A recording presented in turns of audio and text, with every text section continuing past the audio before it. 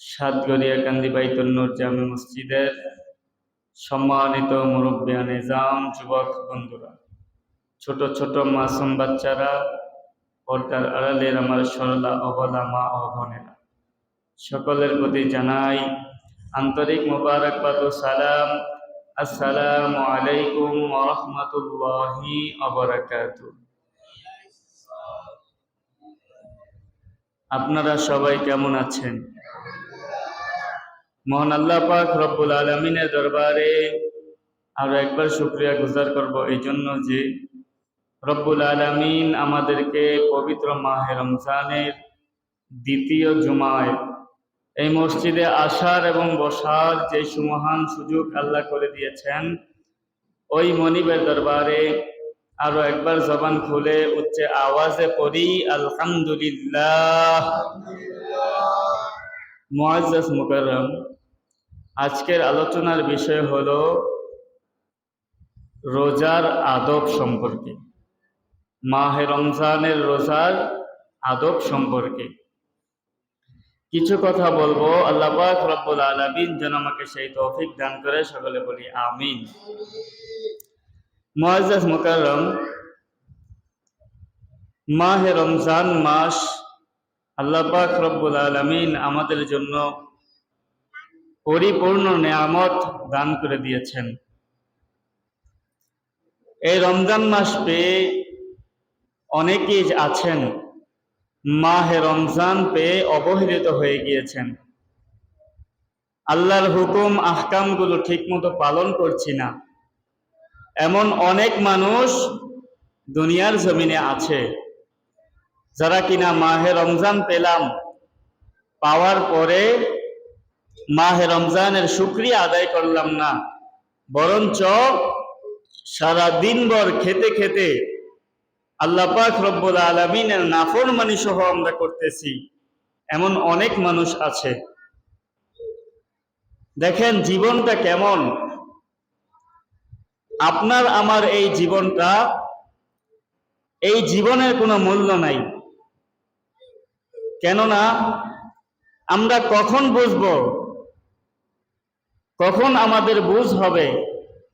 এখন বর্তমানে মিডিয়ার যুগ, সারা বিশ্বের মধ্যে একটি কিছু ঘটলে সারা বিশ্বের মধ্যে এখন দেখা যায়, ঠিক কিনা? সারা বিশ্বে দেখা যায়।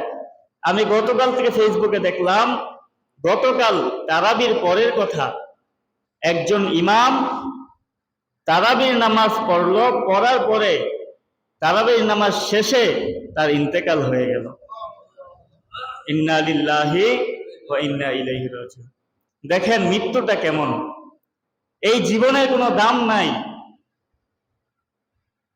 তারাবি পড়লো, সাথে সাথে তার ইন্তেকাল হয়ে গেল। তাহলে আমিও তো এমন হতে পারতো, কালকে তারাবি পড়েছি, আজকে এখানে বসার ক্ষমতা আমার নাও থাকতে পারতো। শুধু আমি নয়, এটা আমার বাবার সময় হতে পারতো, আমার দাদার কালে হতে পারতো, আমার মুসল্লিদের সময় হতে পারতো। যে কেউ আল্লাহ চাইলেই আমাদের হুকুম হলেই আমাদের যেতে হবে, কিন্তু তারপরেও আমরা নিজেদেরকে সংশোধন করছি না, নিজেদেরকে পরিবর্তন করছি না। এখন একটা সুযোগ, মাহে রমজান মাস, এখন আল্লাহর রহমত পরিপূর্ণভাবে বান্দার উপর রয়েছে। বান্দা যদি একটু চেষ্টা করে তাহলেই তিনি নিজেকে সংশোধন করতে পারে। আল্লাহ আমাদেরকে বুঝে আমল করার তৌফিক দিক, সকলে বলি আমিন। মুআজ্জাজ মুকাররম, মাহে রমজান মাস পেয়েছি, রোজা রেখেছি, ঠিক কিনা? রমজান মাস পেলাম, রোজা রাখলাম। অনেক সময় দেখা যায় অনেকের মধ্যে ঝগড়া সৃষ্টি হয়, বিবাদ সৃষ্টি হয়, অনেক সময় হয় না? রোজা রেখেছি, কষ্ট হচ্ছে, তারপরেও ঝগড়া সৃষ্টি হচ্ছে। এমন যদি কখনো দেখেন, রোজার আদবকে বজায় রাখবেন। আল্লাহ রাসূল সাল্লাল্লাহু আলাইহি ওয়াসাল্লাম তিনি বলেছেন, যখন তুমি রোজা অবস্থায় থাকবে, রোজা অবস্থায় থাকাকালীন যদি তোমার সাথে কেউ খারাপ আচরণ করে, ঝগড়া লাগতে চায়, তুমি ওই ব্যক্তিকে বলে দিও, ভাই আমি রোজা রেখেছি, আমার সাথে কিছু বলো না, আমি রোজা রেখেছি। এই কথা বলে তুমি সেখান থেকে পাশ কেটে চলে যাও। জোরে বলুন সুবহানাল্লাহ। বরকত দেখবেন কিভাবে আপনার কাছে আসে। আল্লাহর রহমত কিভাবে আপনার কাছে আসে? যদি এটা না করে উল্টাটা আপনি জবাব দিয়ে দেন, আল্লাহ পাক রব্বুল আলামিন আপনার জন্য যে ফেরেশতাকে নিযুক্ত করে দিয়েছেন, যদি আপনি তার উল্টা জবাব দিয়ে দেন, এই বেটা তুই কি বুঝস, তোর চাইতে বড় আমি, তুই কি জানস, উল্টা জবাব দিয়ে দেন, আল্লাহর যে রহমতের ফেরেশতাগুলো আপনার সাথে রয়েছে, আল্লাহ আপনার প্রতি নারাজ হয়ে রহমতের ফেরেশতাকে সরিয়ে দিবে। জোরে বলুন নাউজুবিল্লাহ। অতএব রোজা রেখেছি, রোজার আদবগুলো আমাদেরকে বজায় রাখার দরকার আছে না নাই? আমাদেরকে রাখতে হবে। আল্লাহ আমল করার তৌফিক দেখ, সকলে বলি আমিন। মুআজ্জাজ মুকাররম, বুখারী এবং মুসলিম শরীফের মধ্যে একখানা হাদিসে মুবারাকায় পাওয়া যায়, আমরা যে রোজা রেখে মিথ্যা কথা বলি, রোজা রেখে মানুষের সাথে মন্দ আচরণ করি, এই কাজগুলো যদি আমরা করি তাহলে আমাদের কি লস হবে? বুখারী এবং মুসলিম শরীফের মধ্যে নোট করা হয়েছে, আমার নবী রাহমাতুল লিল আলামিন বললেন, ও জগতের মানুষ, তোমরা শুনে রাখো রে, তোমরা জেনে রাখো, আল্লাহর কোন বান্দা যদি রোজা রাখলো মাহে রমজানের ফরজ রোজা রেখে সে সারাদিন মিথ্যা কথার মধ্যে লিপ্ত থাকলো, মানুষের সাথে মিথ্যা বললো, মানুষের সাথে মন্দ আচরণ করলো, মানুষের সাথে খারাপ ব্যবহার করে রোজা রেখে সারাদিন কাটালো, আমার নবী রাহমাতুল লিল আলামিন জানিয়ে দিলেন, ও জগতের মানুষ, আমার নবী রাহমাতুল লিল আলামিন বলে দিলেন, রোজা রেখে মিথ্যা কথা বলার কারণে, মানুষের সাথে খারাপ ব্যবহার করার কারণে আমার আল্লাহ পাক রব্বুল আলামিন জানিয়ে দিয়েছেন, ওই বান্দা সারাদিন সুবহে সাদেক থেকে সূর্য অস্ত যাওয়ার পর্যন্ত যেই না খেয়ে রয়েছে, এই না খাওয়ার মধ্যে আমার আল্লাহর কোনো সন্তুষ্টি থাকবে না। নাউজুবিল্লাহ। আল্লাহর কোনো সন্তুষ্টি থাকবে না। শুধুমাত্র সে না খেয়ে রয়েছে, রোজা রেখেছে, এটা হলো তার জন্য একটা কষ্টদায়ক হলো, কিন্তু এই রোজার মধ্যে আল্লাহর কোনো সন্তুষ্টি আসবে না। অতএব রোজা রেখেছি, মিথ্যা কথা বলবো না, মিথ্যা কথা বলবো না, খারাপ আচরণ মানুষের সাথে করব না, কেননা আল্লাহ পাক রব্বুল আলামিন আমাদেরকে বলে দিয়েছেন, মিথ্যা কথা বলার কারণে এই রোজা রেখে কোনো লাভ হবে না, খারাপ আচরণ করার কারণে এই রোজা রেখে কোনো লাভ হবে না।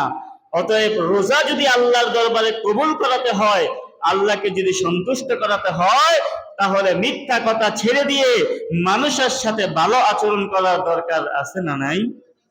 করতে হবে। আল্লাহ আমল করার তৌফিক দেখ, আওয়াজ করে বলি আমিন। মুআজ্জাজ মুকাররম, আল্লাহ পাক রব্বুল আলামিন তিনি বলেন, পবিত্র কালামুল্লাহ শরীফের মধ্যে সূরাতুল বাকারায় তিনি বলে দিয়েছেন, 2 নম্বর পারা 7 নম্বর পৃষ্ঠার শুরুতে আল্লাহ পাক রব্বুল আলামিন বললেন, বিসমিল্লাহির রাহমানির রাহিম, শাহরু রমাদানাল্লাযী উনজিলা ফীহিল কুরআন হুদাল লিন্নাসি ওয়া বাইনাতিন মিনাল হুদা ওয়াল ফুরকান। যদি আওয়াজ থেকে চিল্লায় বলুন সুবহানাল্লাহ। আমার আল্লাহ পাক রব্বুল আলামিন বললেন, শাহরু রমাদানাল্লাযী, এই মাহে রমজান মাস এমন একটি মাস, আল্লাহ বললেন মাহে রমজান মাস এমন একটি মাস, যেই মাসের মধ্যে আমি আল্লাহ তোমাদের জন্য একটি নিয়ামত দান করেছি। সুবহানাল্লাহ।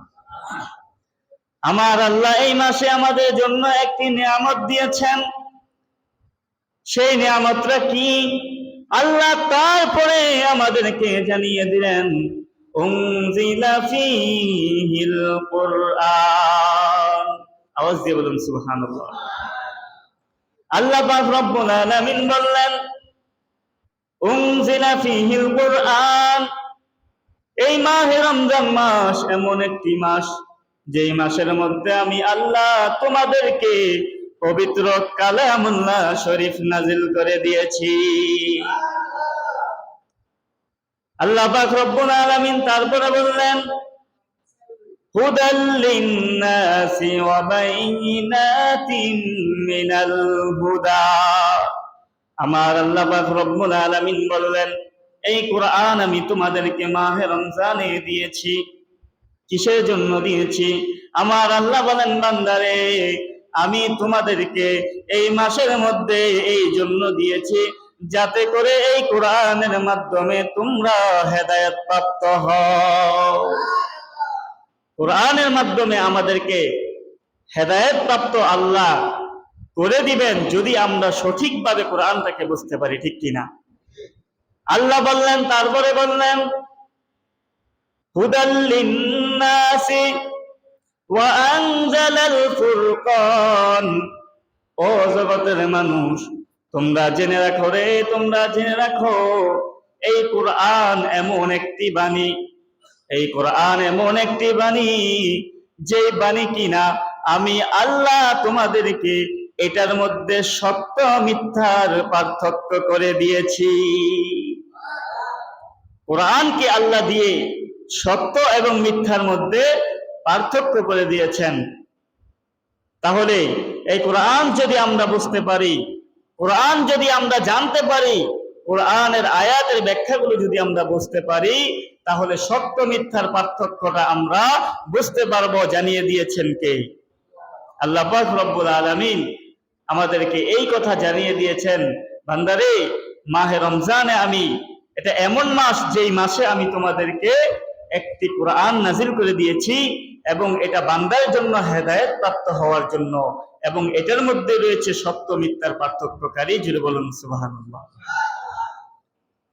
এই জন্য এই মাসে বেশি বেশি করে কোরআন তেলাওয়াত করতে হবে এবং কোরআনের আয়াতগুলো, আয়াতের অর্থগুলো আমাদেরকে বুঝতে হবে।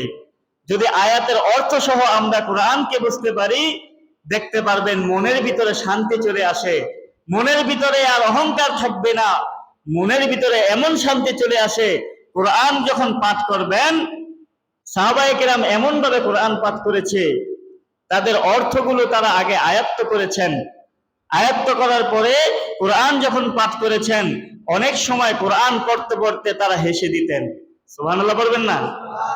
আবার অনেক সময় কোরআন পড়তে পড়তে তারা কেঁদে দিতেন। সুবহানাল্লাহ বলেন না? ইয়া রাসূলুল্লাহ কেন কেন পড়তেন? কেন এই কাজগুলো করতেন? কেননা তারা অর্থগুলো বুঝতে পারতেন। কখনো কখনো কোরআনের মধ্যে এমন কিছু আয়াত রয়েছে, যে আয়াতের মধ্যে এমন কিছু হাসির কথা রয়েছে, যেগুলো